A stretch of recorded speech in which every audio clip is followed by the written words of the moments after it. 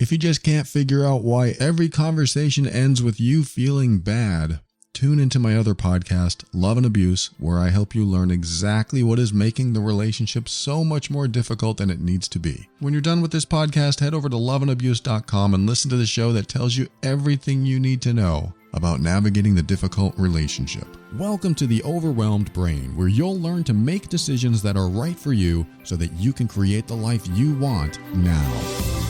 Welcome to the show. My name is Paul Coliani, and I'm here to help you learn to deal with difficult people and tackle life's challenges without compromising who you are. Been 10 years, I still have to read that. This show consists of my personal opinions and is meant for informational purposes only. Always seek a professional for your mental health and well-being. I want to make sure I get the intro right. Don't want to mess that up because I've changed it over the years, so that's why I read it. I'm so glad you're here. Thanks for joining me. I'm going to talk about, cause and effect today. Somebody wrote in the Facebook group, the Overwhelmed Brain Empowerment group on Facebook, that something happened at work. They said it hit me pretty hard with some kind of trauma response. We had a potluck they've been involved in at the company, and they all brought different dishes to celebrate, and it was to start at a specific time. They went on to say, I only wanted a little of my own dish as I used to work in food services, and I'm really weird about eating other people's food that they have made at home. Yeah, I hear you. They said, I'm a germaphobe for sure. I also didn't want to explain this and be judged as I have been before in life. So I went into the break room early to get a little bit of food that I had made before it was picked through. Then a person that works in the office walked in and stated that it wasn't time and I had to put it in the back or put it back because the owner would be mad if I started early. I explained that putting it back wasn't very sanitary and I didn't want to do that, so I found myself, a grown adult, hiding my own food that I paid for and I made so that we wouldn't all get in trouble. It brought back so many bad feelings and I ended up crying at work. Awful, since my desk sits in the middle of everyone and people kept asking me about it. I'm so embarrassed, I don't even want to go back. I cried myself to sleep. I feel like I'm 10 again when I couldn't do anything right and I was in trouble when I didn't even try. And now I'm just so sad and I have brain fog. What is this and how do I get through it? Thank you so much for sharing that. I mean, that's a vulnerable thing to share, certainly, because, as adults, most people that listen to the show are adults. Some aren't. Some are still growing. Good to have you here. But most of us listening are adults that sometimes that inner child has an issue. And the inner child comes out and can get angry, can get pouty, can get sad, can get a lot of things. The inner child has a lot of emotions. It becomes emotionally triggered, and that is what then takes over. And so when we cry about something, it can feel like we're 10 years old again.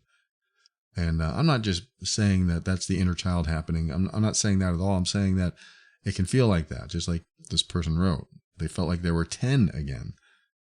And so we have these old emotional triggers that if we haven't dealt with them, if we haven't processed them, if we haven't healed from them, they could show up. And sometimes they show up at the worst times.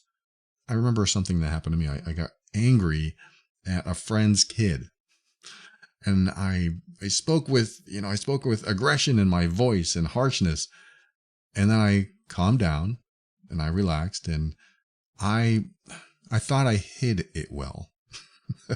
Then Asha, my fiance, said, you were pretty angry. And I said, no, I wasn't. I was just frustrated. But she caught it. She knew I was angry. And I was, because I guess I was frustrated, but I was frustrated to the point that this kid wouldn't give me the answer I wanted. So I got a little testy. That was a personal development moment for sure. That was a challenge that I needed to work on and work through and reflect upon, because it was something that I didn't know was in there. It felt like it took over. And I don't want to be out of control, just like this person. They probably don't want to be out of control. You don't want to be out of control. You want to be in control so you don't lose it in front of other people, or you don't want to look like an idiot. You don't want to feel embarrassed. So you want to stay in control. At least this is my opinion. I think it's nice to be able to stay in control. Hence, I don't like to get drunk. I don't like drugs. I don't like to be out of control. So I do my best to work on that stuff. In the past, I wasn't so good at that. Now I'm much better at that. And even since this incident with our friend's kid, I don't do that anymore. Once that happened, I realized, whoa, I need to work on that. I need to figure that out. What was I so upset about? But there is a part of us that seems to take over. Now, yes, our inner child can be emotionally triggered. There can be something that we're still holding on to from our upbringing. And our fight or freeze mechanism can kick in, or fight or flight and freeze. And when it does, the part of us that is conscious and can stay in control takes a back seat. And suddenly our instincts activate and they're in charge and they're taking care of us. They're protecting us. They're helping us out. But we don't always want that, because sometimes these instincts are based on old programming. I know instincts and old programming, not necessarily in the same ballpark, but it can happen. This is what happens, is that our old programming makes us think there is something dangerous there. And so if we think there's something dangerous, our instincts will activate and take over and help us get out of that danger. To this person, the person who is a germaphobe, self-proclaimed germaphobe, I kind of laughed that they said, I'm worried about the food that other people bring in because they cooked it at home. I've been the same way for a long time. It is disconcerting to me, or a little bit worrisome to me. And that's a strong word. That's not really what I really feel. But it is a little bit worrisome to me that people have their own standards at home. My kitchen does not look like your kitchen, does not look like their kitchen. It is not cleaned like your kitchen is, or it is cleaner than your kitchen. I mean, there are all kinds of standards. We don't have the health department coming to our homes and checking out what our standards are. So when somebody else cooks, it takes a lot of faith that they didn't put the fruits and vegetables on the same cutting board as the raw chicken. It takes a lot of faith that they are practicing healthy standards in their own kitchen. So I get it. That's why I was laughing. I totally get it. And I still have somewhat of a germaphobic response about double dipping.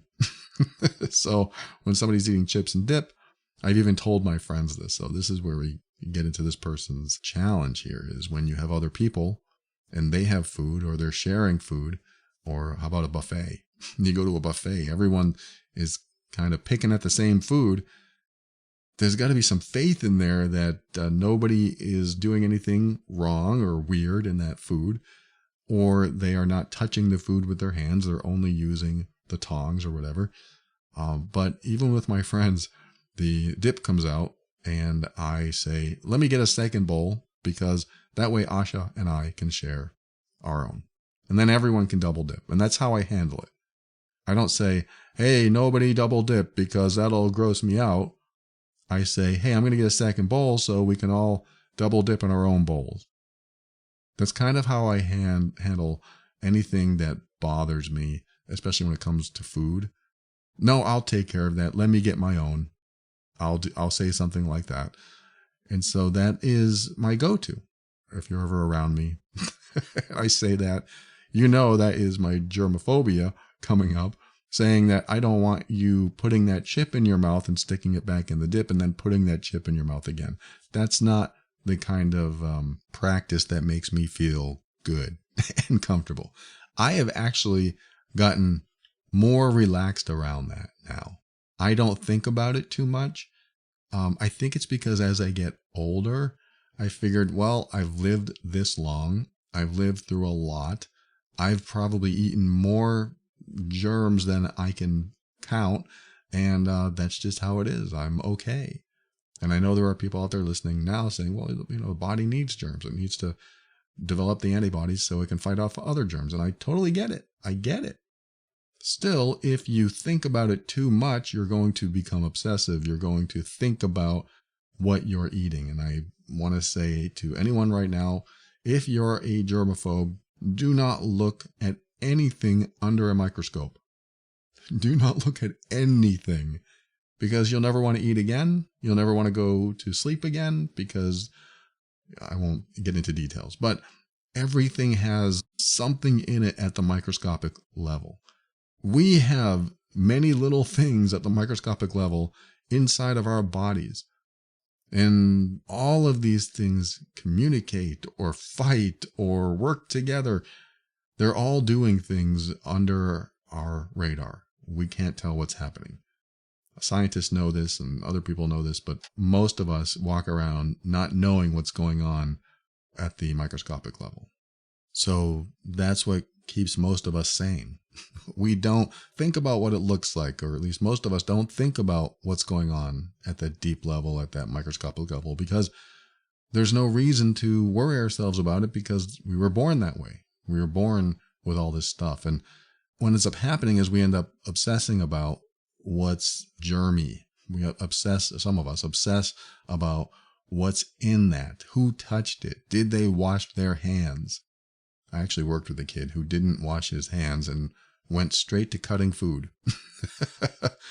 I wasn't going to have any of that food.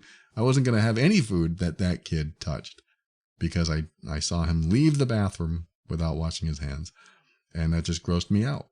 So I didn't want to do it, even though I know in my life that somebody has left the bathroom and handled food that I've eaten, and I'm okay. I'm still here. I'm okay.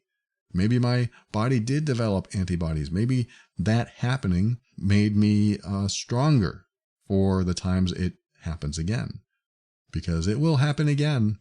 I go to restaurants, and I won't say anything, but it does happen. There are things that happen that we don't know about, and perhaps that's best that we don't know about it so we can enjoy our lives. And what happens is we can become obsessive about something. An obsession causes us to focus on something very clearly and make images in our head and make sounds and conjure up smells. I mean, our obsessions can really take over and cause us to be fearful.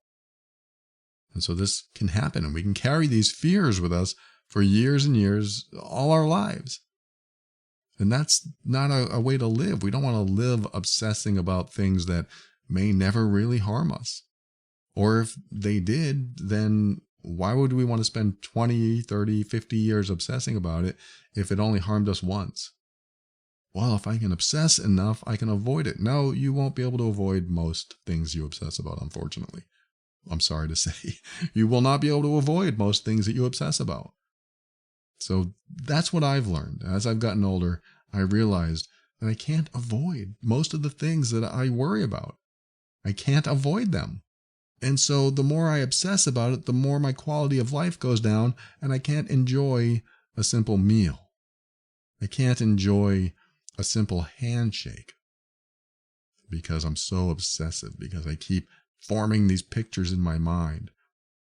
I remember one of my mentors said, I think this was on, might have been an audio class I listened to. He was talking about one of his students, and the student said, I keep making this picture in my mind, and the picture makes me afraid, and I don't know what to do when I'm afraid, and I just can't go on with what I'm doing. It was something like that. I'm sorry I don't have the details, but the teacher said, why would you make that picture in your mind?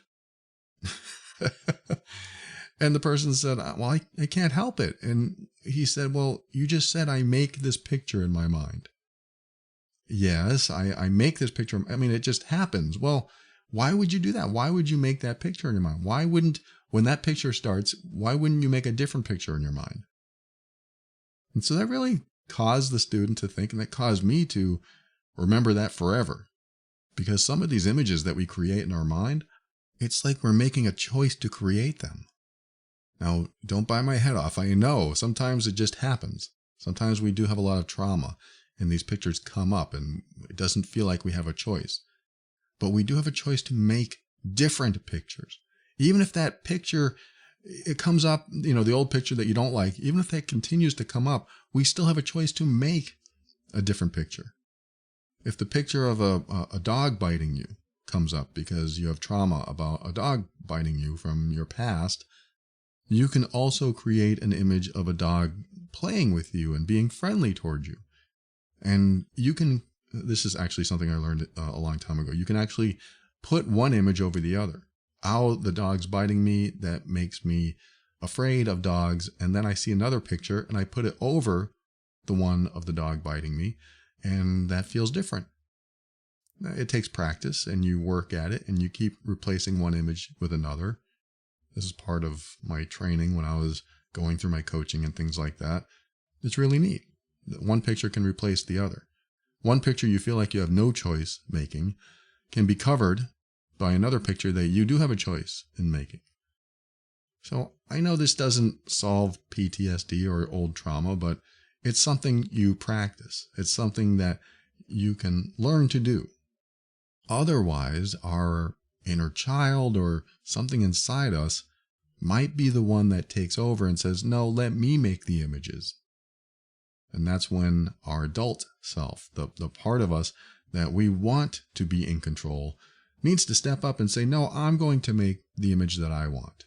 The ones that you're making, they are causing me harm. They are making me afraid. They are making me make decisions that aren't necessarily good for me. They are making me live in fear, so I don't want to make those images anymore. And then the inner child might say, yeah, but that's all I can think about. Well, I'm going to give you something else to think about. And I know I'm very much simplifying this. This isn't therapy. I'm just giving you some other way to think about the images and the sounds that we make in our minds. Sometimes we can replace those, or at least combine them with better images and sounds. And that can be helpful. For example, the obsession about germs. When I think about the double dipping, if I were the person I was maybe 5 years ago, this wasn't long ago, and the dip came out, I used to make images of people's mouths on the chips and people's fingers on the chips, and those images would be in my mind. And then all the germs that are part of that, and all of that was coming to my mind, and I was making these images. And I finally said, no, I don't want to make those images anymore. Because every time I make those images, I freak out. I get a little crazy inside my head. I don't want to do that. I don't want to deal with that. And I don't want to be that person. It doesn't mean that I have to change what I do, or it doesn't mean I have to watch somebody double dip and then use my chip in the same dip. It just means that I stop making those images so I can have a more balanced approach to something that should be so benign, so harmless. And that's what I did. I started not making those images anymore because I caught myself doing it. I caught myself having thoughts. And if we can catch those thoughts while we're having them, we might be able to change them.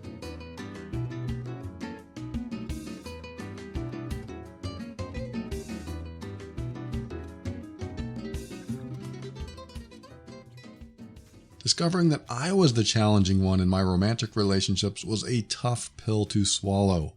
It was a pivotal moment when I realized that accepting my partner for who they truly are, instead of who I wanted them to be, was the key to a happy relationship. That self-awareness journey led me to the healthiest and happiest relationship I've ever had. I'm in it now. It's all about looking inward and working on yourself, and that's where our sponsor BetterHelp comes in. BetterHelp offers convenient, flexible online therapy that fits your schedule. Fill out a brief questionnaire and get matched with a licensed therapist. And remember, you can switch therapists anytime without additional charge if you need a different perspective. If you're ready to work on being the best version of yourself for you and your relationships, give BetterHelp a try. Become your own soulmate, whether you're looking for one or not. Visit BetterHelp.com/brain today and get 10% off your first month. That's BetterHelp, HELP.com/brain. Embrace the journey to a better you with BetterHelp.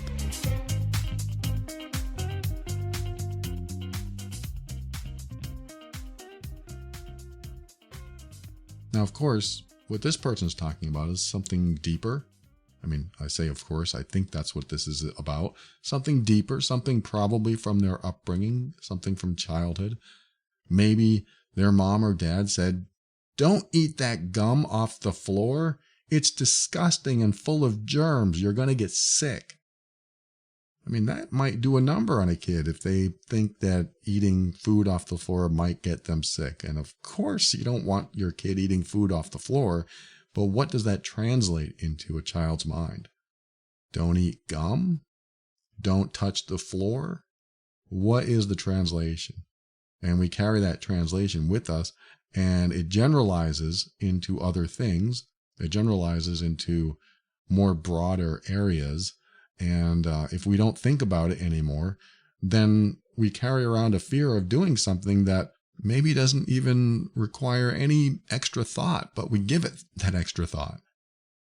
And so we have these old patterns and old beliefs and ideas that we think are just the way we are, and there's nothing we can do about it. But they started sometime in the past, which is what, if this person was standing in front of me right now, I would ask, what's the earliest memory you have of, for example, being a germaphobe? What is the earliest memory you have? Go back in time and figure out, well, last year I was like this, and 10 years ago I did that, and 15 years, when I was a teenager, I did this, or I had this happen to me. Think about those times, because what I've learned is that there's always a first time, and it could be very young, and you may not even remember it. There's always a first time, but I like to look for that first time. I like to think about and remember what that first time was. And if I can't remember it, I like to ask myself, well, what could it be? What could be the first time? What could be the reason I'm like this? Well, it might be because I watched my mom do it for years. That can happen. You watch somebody else do something for a long time, and you pick it up. And you think, this is the way I'm supposed to be. Otherwise, my life will be terrible. Yet, sometimes we make our life terrible when we pick up what we think is supposed to be good for us, but it's not, because somebody else is doing it because they think it's supposed to be good for them. And of course, we have infection and disease and all this other stuff that's in the world, and that can create fear and obsessive thoughts and things like that. And then we walk around in this fear of getting whatever somebody else has. And sometimes it's very valid. And sometimes you have to look in the past and ask yourself, well, I made it this far. And I'm not talking to people that are immunocompromised or anything like that. I'm not talking about people that actually have to be very careful about what they expose themselves to. I'm talking about people maybe with a normal, healthy immune system that have survived a whole lot and may not necessarily need to be so cautious. I'm not saying you shouldn't be cautious. I'm just saying when it becomes obsessively cautious, that's when we have to be careful that we're not actually decreasing our quality of life because we're so overly cautious about protecting ourselves from that which we cannot necessarily protect ourselves anyway, because we go right back to the everything's in the microbial world, and we don't want to know what that looks like. We don't want to look through the microscope. At the same time, learning about those things might also be helpful to you. So that's not my answer to this person, but I'm just kind of throwing this out as a foundation and something that I've thought about, something to help me get past a lot of my germophobia. Because I've learned that a lot of constant stress and worry brings more constant stress and worry. I've learned that. And the more I stress about something, the more I stress about something. It just doesn't end. And so I got sick of stressing about things. I don't want to stress about somebody putting their chip in again. I have to remember that I have, how can I say this nicely? I have kissed people before. We have exchanged that kissing. We've exchanged fluids in that way. And somebody might find that gross. And somebody might find that wonderful. And somebody might not think about it at all. I've never thought about it until I started thinking about it and started realizing that Oh, I kissed this person. Why can't I eat after them? I kissed them. Why can't I drink after them? And I know I'm getting a little deep and probably gross for some people, but I'm just trying to highlight that we sometimes focus on the wrong things. We're focusing on, oh, that might be harmful to us, so let's not do that. Instead of, well, I've survived all this time and I've done all these things. Why do I have to focus on all the bad, on all the fearful stuff when I've gotten through so much without even thinking about it? Like when I'm not thinking about it, I seem to be okay. And again, I'm not talking about people that have compromised immune systems. I'm not talking about people that have to watch everything because if they don't, they could get sick or worse.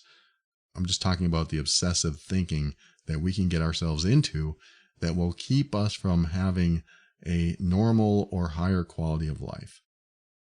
Now, let's talk about this person who asked, I'm just so sad. I have brain fog. What is this? How do I get through it? I'm so embarrassed. I don't even want to go back. I cried myself to sleep. This person cried at work. I started talking about cause and effect at the beginning of this episode. And when something like this, a message like this comes to me, or somebody I'm working with tells me their story, I try to look for the direct cause and effect. I try to get through all the flowery stuff, all the fill in the gap stuff, and get right to the cause. And if I look at this message, I ask myself, okay, what is the cause? What is the stimuli that caused this reaction in this person? And one of the first words was, I didn't want to have to explain this and be judged. So that's one of the first words I read. And that could be something that happened in their past, which it is. They said it happened before in their life.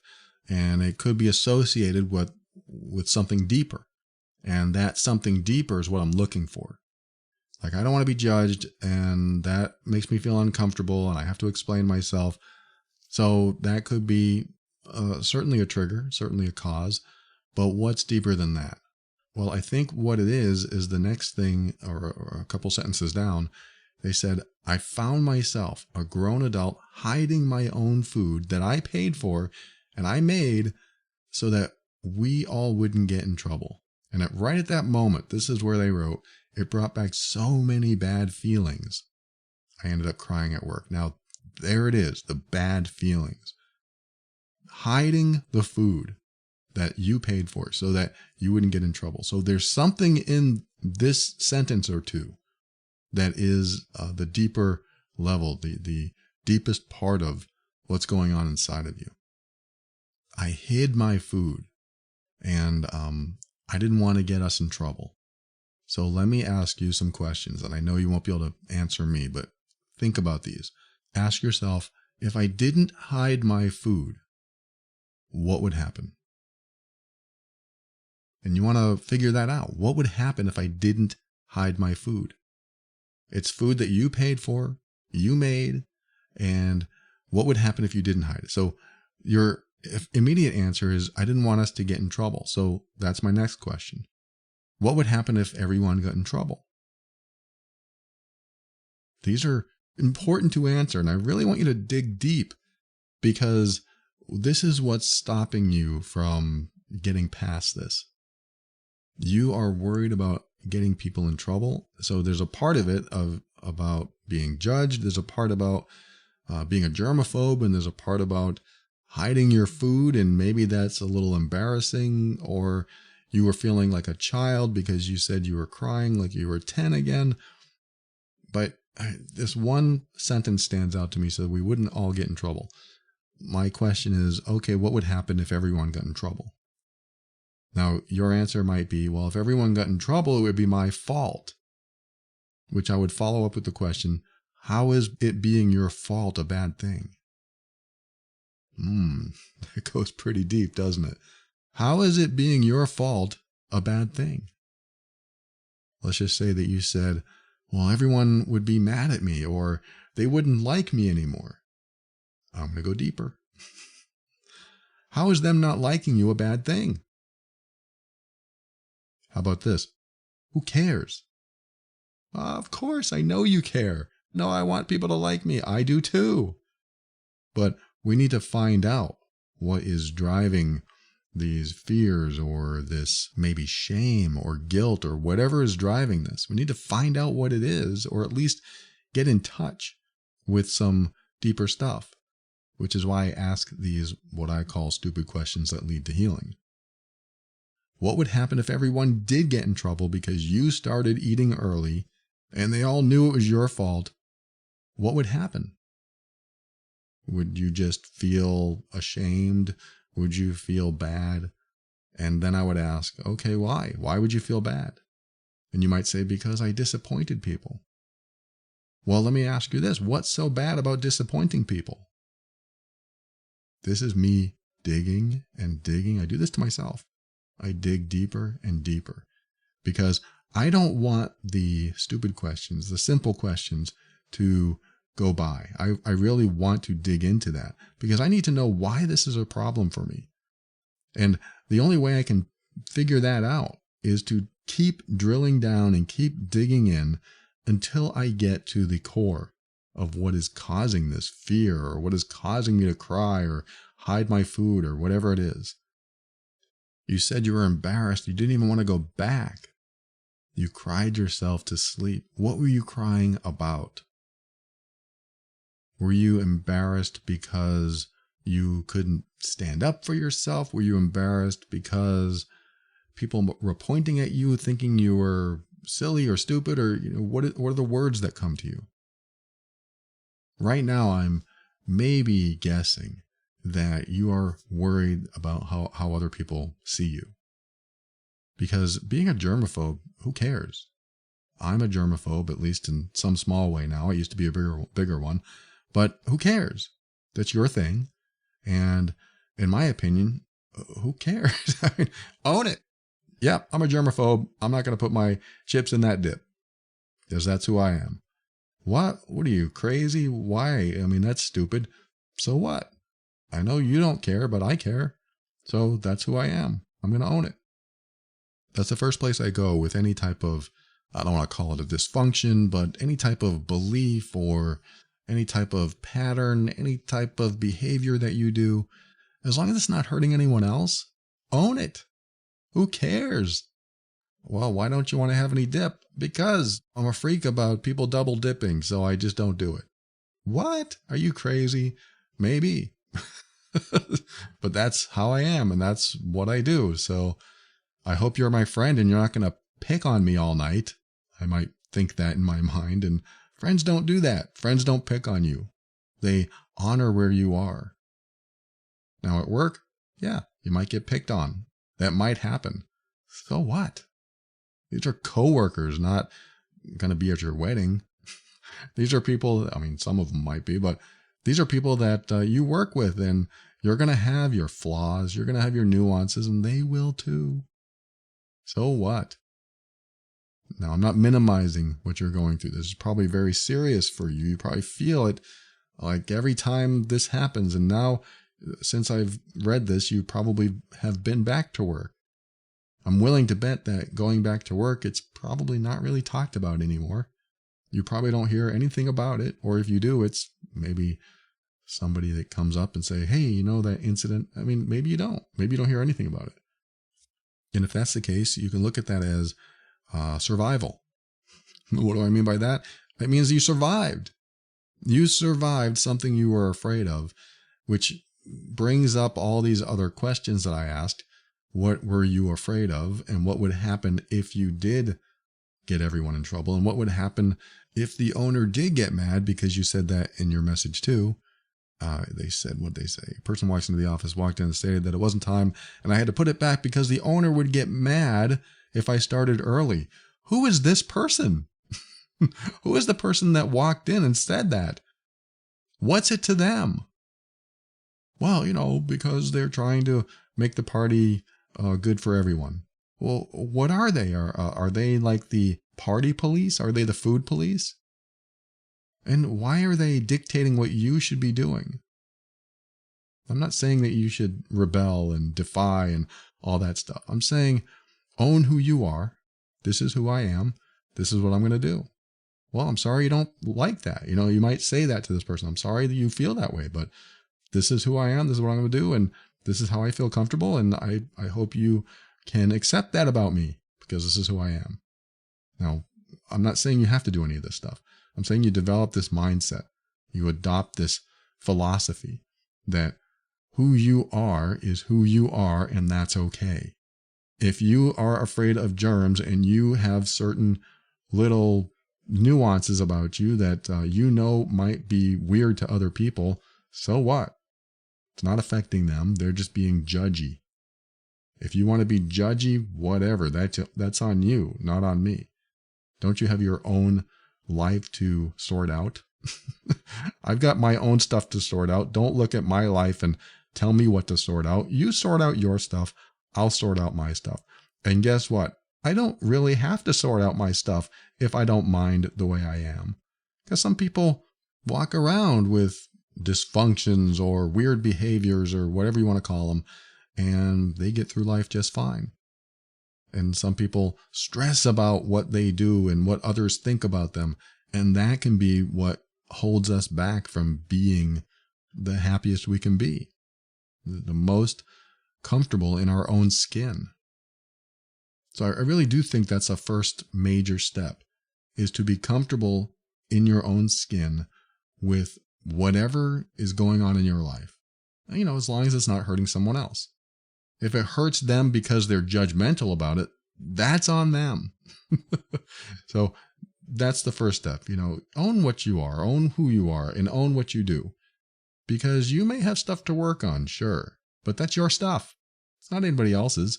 And if it affects them because they can't get past their perception of you, again, it's on them.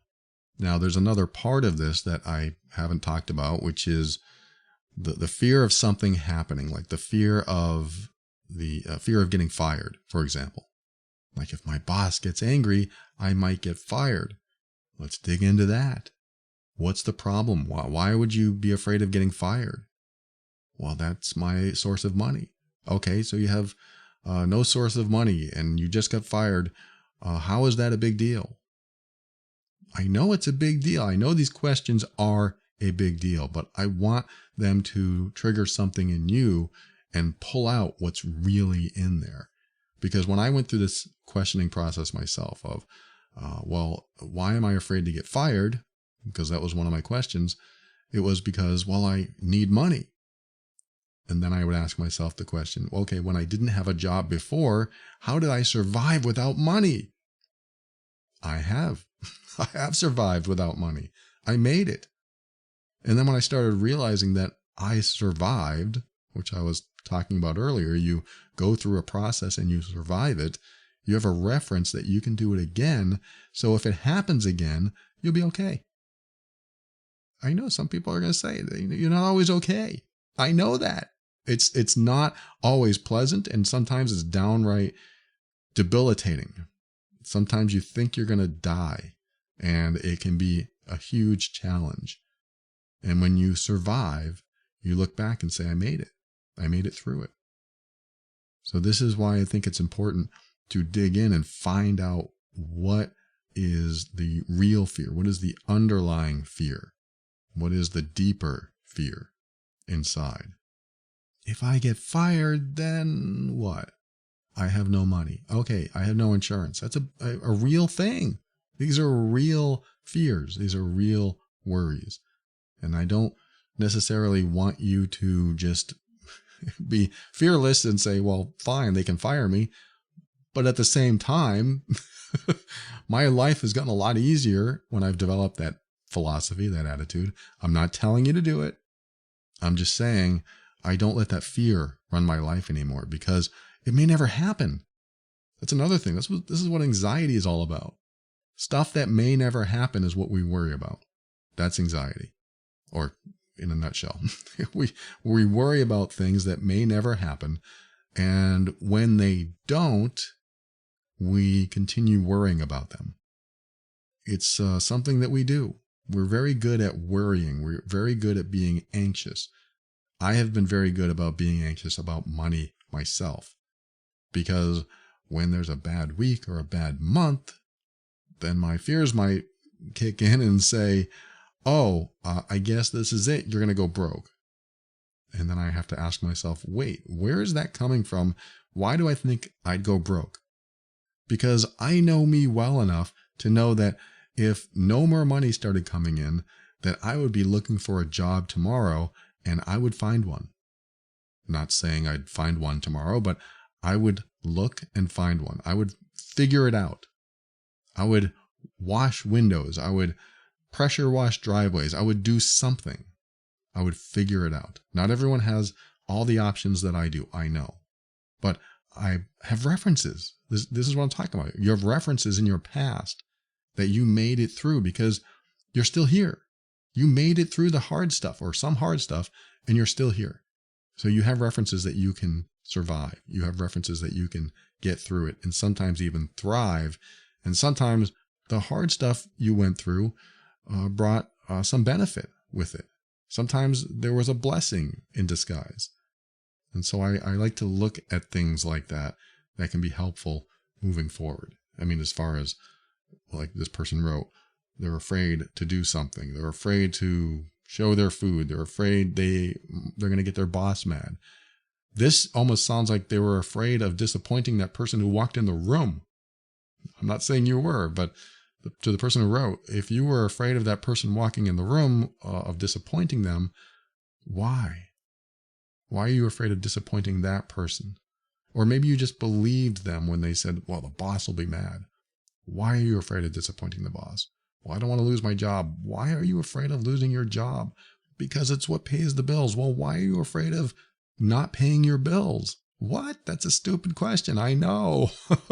But it's important. It's an important question because it's what helps us dig deeper into what's really going on down there, what's driving our behaviors and what's driving our decisions, and what might make us feel like we're a child again and crying, and it might make us regress into a younger version of ourselves.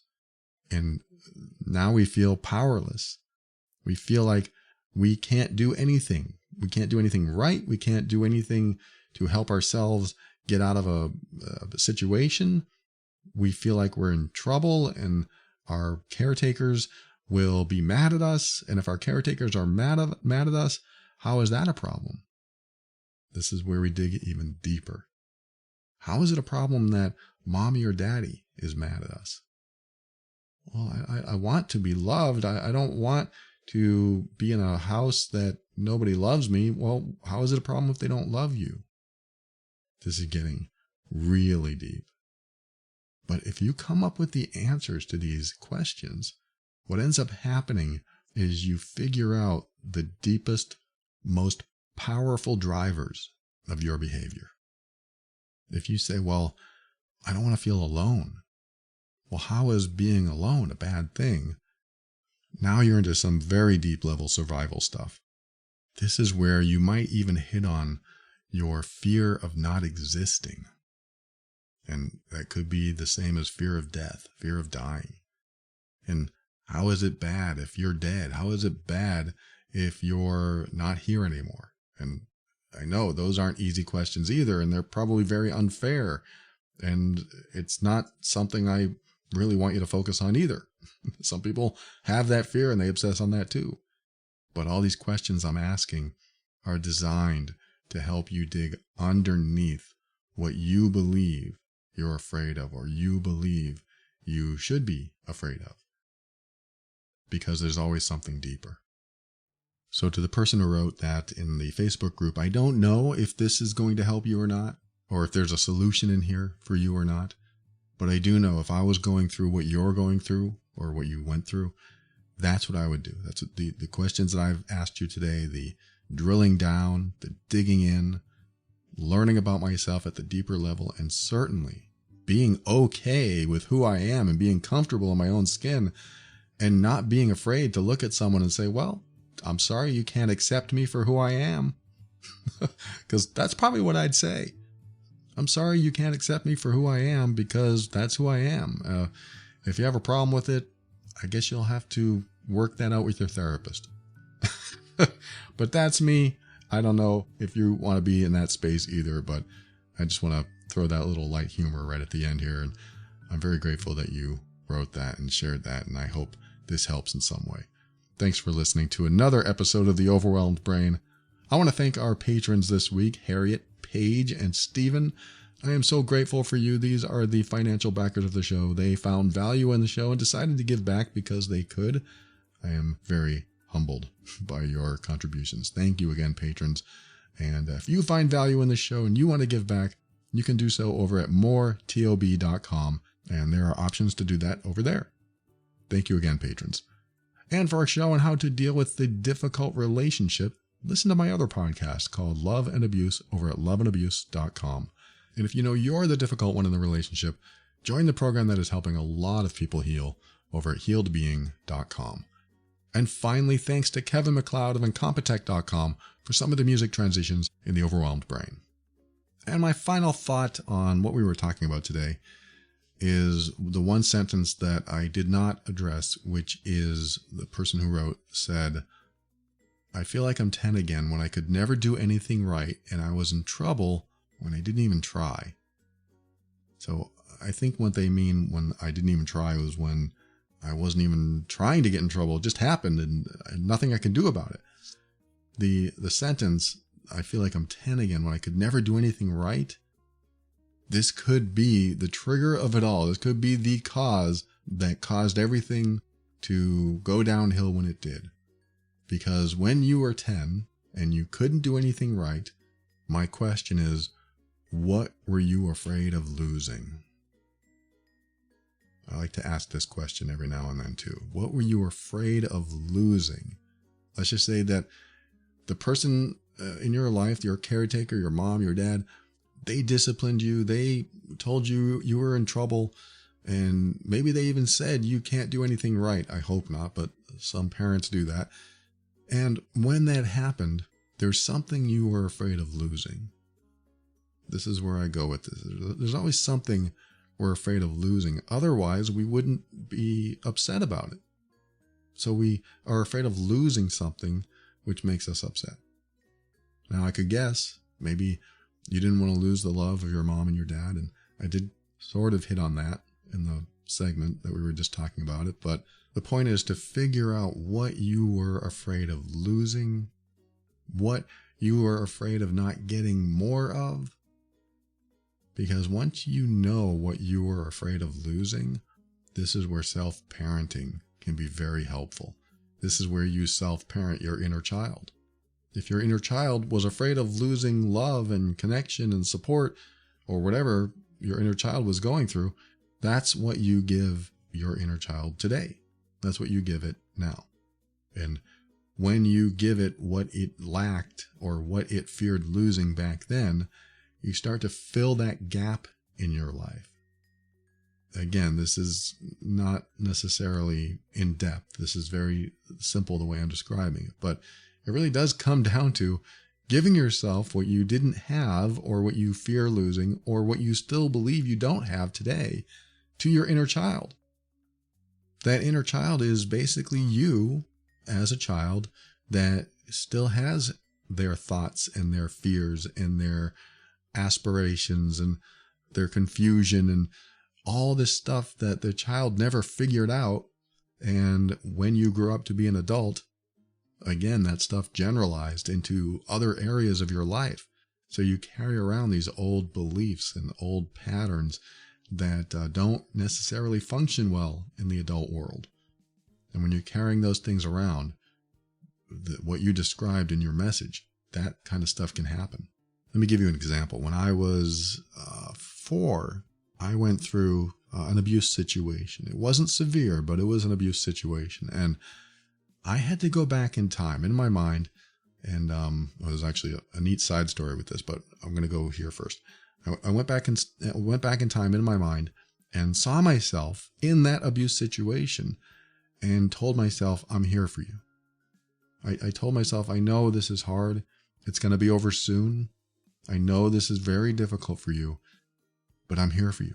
I'm going to give you the love you deserve. I'm going to give you the hug you need. I'm going to show you that not everyone is like this. You know, what's happening to you now, not everyone is like this. You deserve to be loved. You deserve to be cared for. And this person doesn't know how to do it. This person is sick. And you don't deserve what's happening. And I know you're crying right now, and I know this is scary. But I'm here for you. And, I was there, and I visualized this happening. And when it was over, damn right I showed up for my kid, my inner child. Damn right I showed up for him because he needed me. He needed somebody to be there, to give him some self-worth again, to show him that he really was lovable, and that some people, they're sick or broken or unhealed themselves, or maybe they're going through trauma or abuse themselves. It still doesn't really help the little kid to know that somebody else is going through abuse, so they're getting abused too. I mean, that doesn't help. But what helped me, my inner child, was telling him that I love him and he'll never be alone again, ever, because I'm here. I'm right here. And I've been with him ever since. And sometimes he goes off.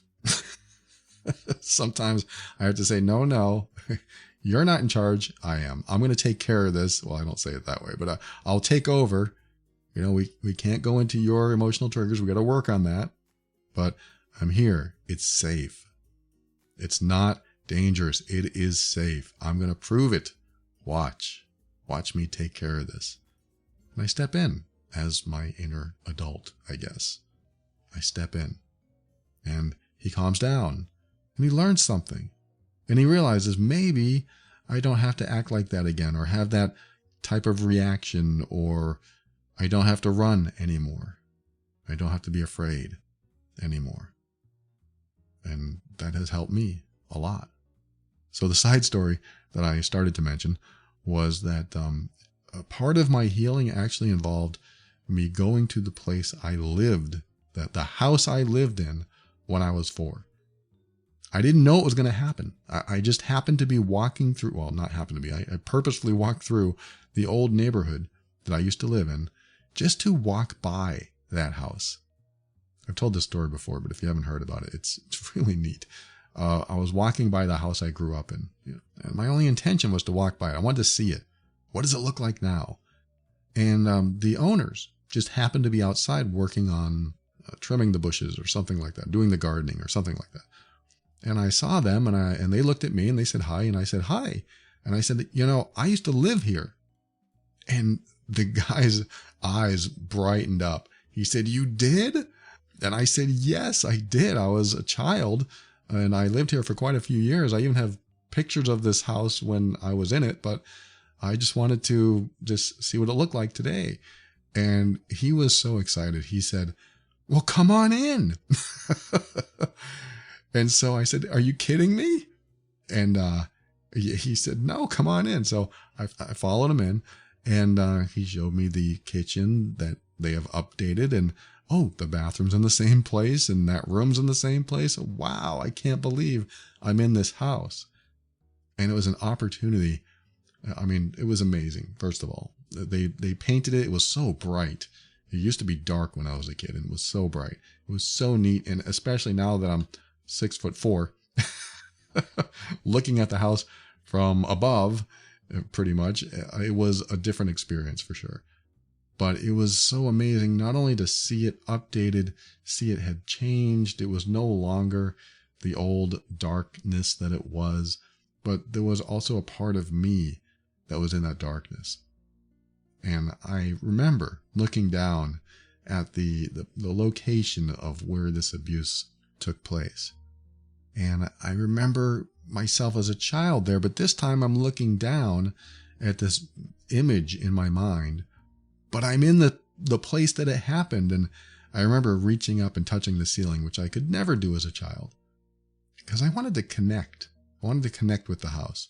I wanted to really be there with it. And I looked down and I saw myself as a child in that situation. And I was able to connect with my inner child in a totally different way, a totally deeper, more meaningful way. Nothing like I'd ever experienced before. And I saw him there and I said the same things. "I'm here for you. It's going to be over shortly. Don't worry. We're going to make it through this. and I love you, and I'm going to take care of you. And I just did that. It was only a few seconds. I had to do it in really quick, because I can't have the new owner of the house looking at me trying to figure out what's going on over there. But I did it really quick. And then I was grateful, and I just moved on, and he showed me the rest of the house, and something really healed in me that day. I still tear up thinking about it. I really enjoy that I was able to do that. I am so grateful for their generosity to bring me into a complete stranger into their house, just because I said I lived here. I gotta look up those old pictures and send it to them. I know the address. Hey, this is your house way back when. I want to find those pictures now that I think about it. Anyway, I wanted to share that with you. That's what I mean, is that when you connect with that part of yourself in the past, and you give that part of yourself what they needed back then, that's when you can start filling in the gaps, or maybe helping you heal some emotional triggers that you're carrying around, or some of your fears or worries. And when you start healing those things, then the child doesn't run the show anymore. You do. You can run the show. You can take over. You can show that child the confidence they need to get through any situation, even if you're scared, because you have more resources, you have more strength, you have more power, you have more abilities than that child could ever hope to have at that age. And that's the gift you can give to them. I hope you got something from this episode. Always keep an open mind, because that's how you step into your power, and that's how you create the life you want. Always take steps to grow and evolve. You are powerful beyond measure. And above all, and this is something I absolutely know to be true about you, you are amazing.